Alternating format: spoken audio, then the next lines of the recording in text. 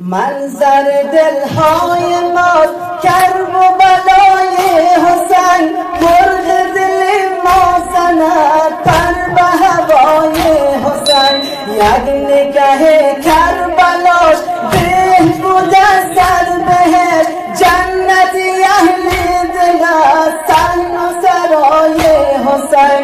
منظر دلهای ما کرب و بلای حسین، مرغ دل ما زند پر به هوای حسین. منظر دلهای ما کرب و بلای حسین، مرغ دل ما زند پر به هوای حسین. منظر دلهای ما کرب و بلای حسین،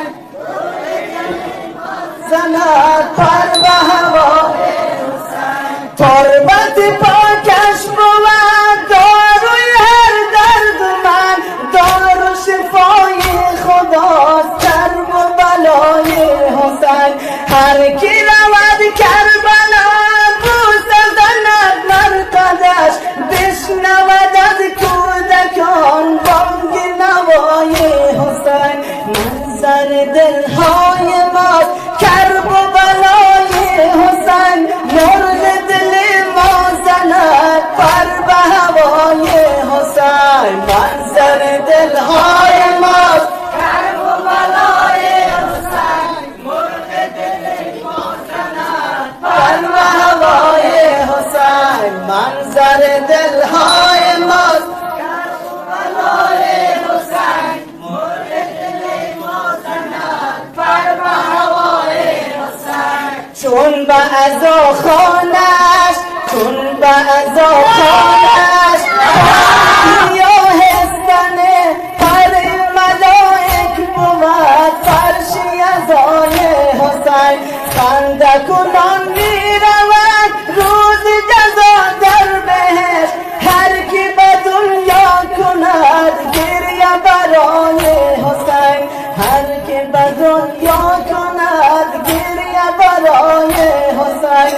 منظر دلهای ما کرب و بلای حسین، مرغ دل ما زند پر به هوای حسین. منظر دلهای ما کرب و بلای حسین، مرغ دل ما زند پر به هوای حسین. منظر دلهای ما کرب و بلای حسین، مرغ دل ما زند پر به هوای حسین. ملک سلیمان بود در نظرش کم بها، آن که گدایی کند پیش گدای حسین.